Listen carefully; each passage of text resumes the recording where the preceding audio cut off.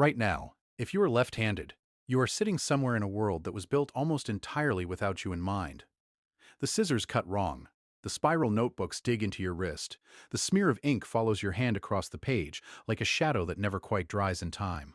You've adapted. You've compensated. You've learned to live inside a world designed for someone else's hand. But here's what nobody ever told you.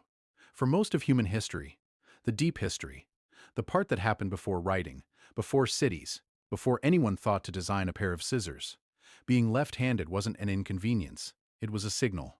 And the tribe wasn't sure yet what it signaled. Picture a cave in what is now southern France.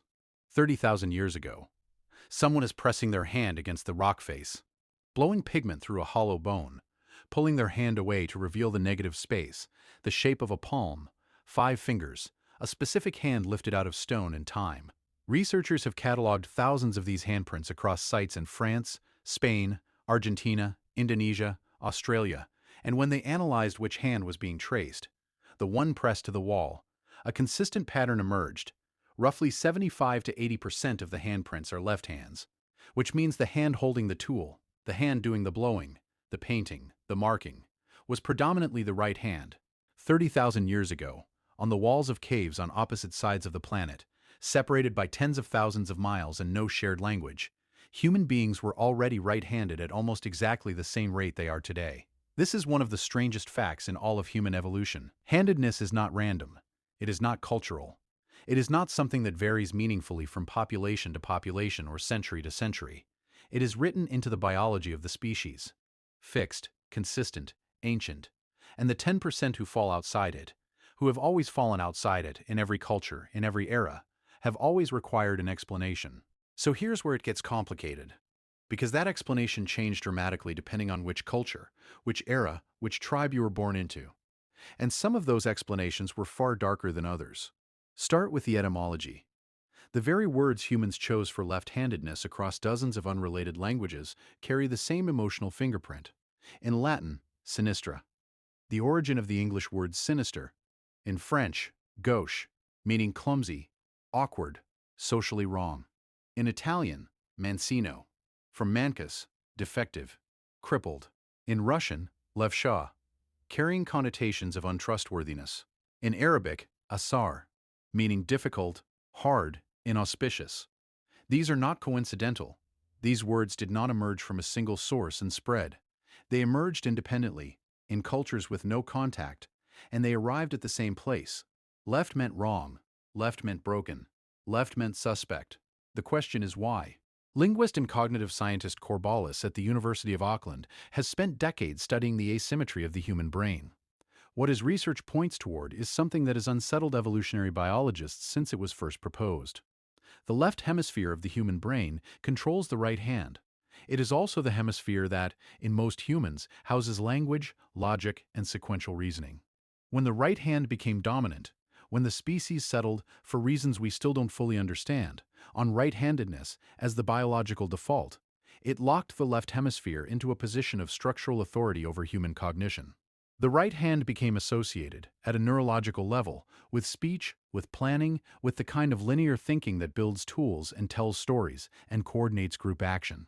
The left hand, controlled by the right hemisphere, the hemisphere of spatial reasoning, of pattern recognition, of things that are harder to name, became associated with everything that was harder to categorize.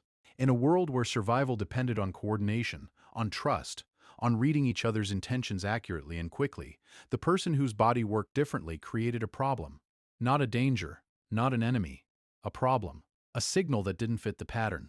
Now picture the camp again. This time think about what trust looks like in a world without contracts, without courts, without any mechanism for enforcing agreements except the eyes of the people around you.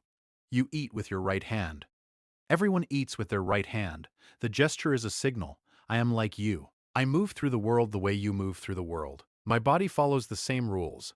This is not a trivial thing in a group of 15 people sleeping 10 feet apart in total darkness.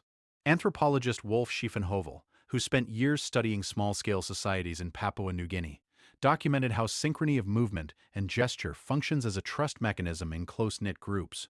Mirrored behavior, moving the same way, eating the same way, gesturing the same way, activates specific neural responses associated with affiliation and safety.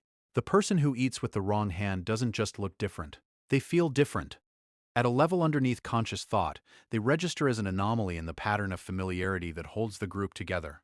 And in a world where anomalies could mean predators, disease, bad omens, or enemies who had learned to look like members of the tribe, anomalies required attention. The attention they received varied enormously. In some cultures and time periods, the explanation for left-handedness landed on the side of threat. The left hand was the unclean hand, used for bodily hygiene, for tasks considered beneath dignity. To offer it in greeting was an insult. To eat with it was a violation. In ancient Rome, left-handed soldiers were regarded with deep suspicion. The auguries, the formal systems of reading omens that Roman military culture depended on, treated the left side of the visual field as the direction of bad fortune. The word sinister in its original context meant simply on the left side. It accumulated its darker meanings gradually through centuries of association. In medieval Europe, left-handedness was associated with witchcraft. The devil was said to be left-handed. The mark of the devil was believed to appear on the left side of the body. Left-handed children were beaten until they switched hands, a practice that persisted in parts of Europe and America well into the 20th century. In 1937, psychologist Abram Blau published a book arguing that left-handedness was a form of infantile negativism, a willful refusal to conform. He recommended correction. As recently as the 1970s, left-handed children in British schools were routinely forced to write with their right hands. The fear traveled across millennia and arrived, largely intact in the modern world. But here's the part of this story that gets almost no attention. Because the picture is not simply one of fear and punishment, the archaeological record tells a more complicated story. And it's one that left-handed people today might find, in some ways, more surprising than the persecution. Go back to the cave handprints.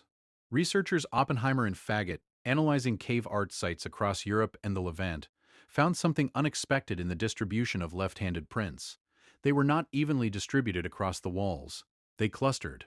In certain sections of certain caves, the left-handed prints were disproportionately concentrated, suggesting that specific individuals were doing specific work in specific areas.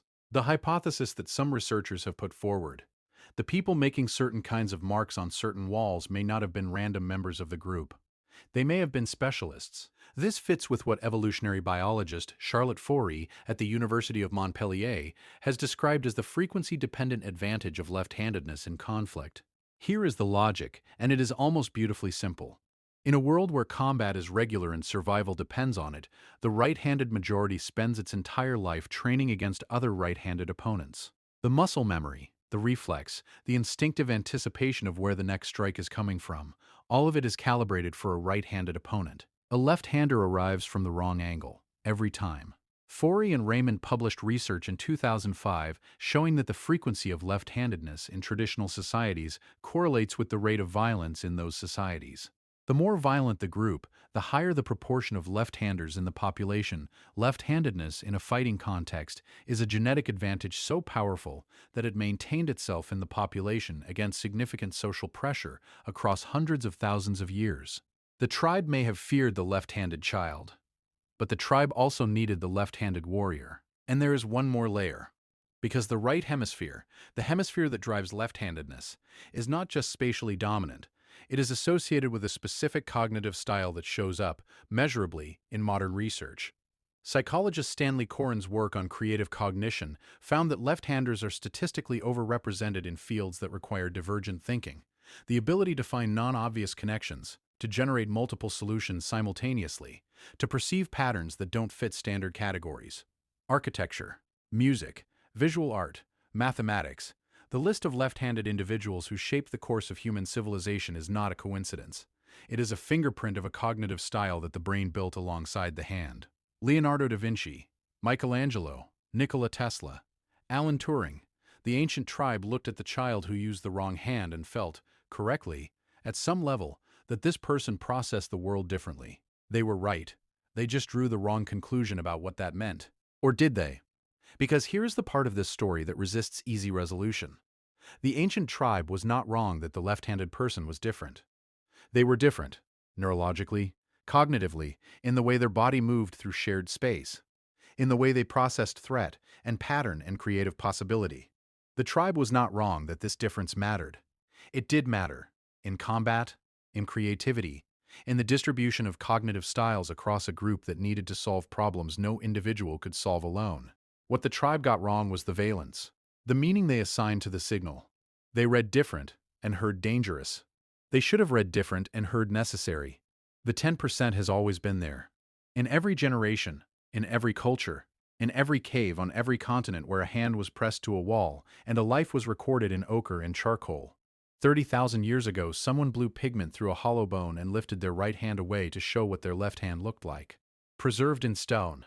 Still visible. Still 10%. The world got the scissors wrong. It got the notebooks wrong. It got the desks and the doorknobs and the guitar strings and the school policies wrong. But your brain, the hemisphere that runs slightly differently from the majority, that finds the angle nobody else is looking from, that has been surviving social pressure for 30,000 years of documented history, and hundreds of thousands of years before that, your brain got something right that the tribe couldn't quite name. They felt it, though. That's why they couldn't stop talking about it.